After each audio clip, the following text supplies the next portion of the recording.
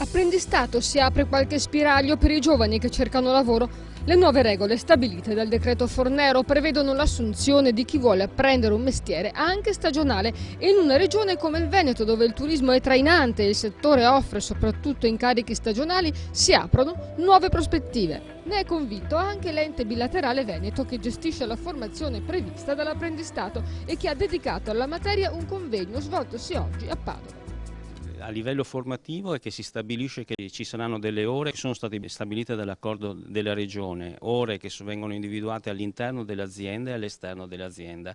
Il piano formativo individuale, secondo la normativa di legge, verrà trasmesso all'ente bilaterale e l'ente bilaterale verificherà, questo piano formativo individuale.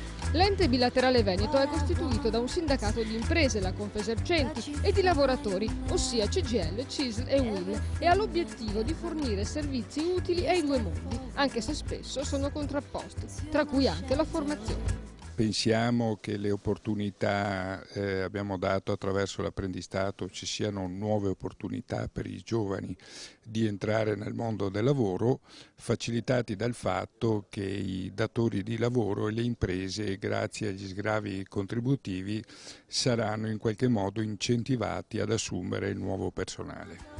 EBV non si occupa soltanto di formazione, fornisce aiuti agli addetti in caso di natalità, di visite mediche, di sostegno allo studio dei figli, e alle imprese finanzia ad esempio il sito internet, ma si muove soprattutto nell'ambito dell'apprendistato.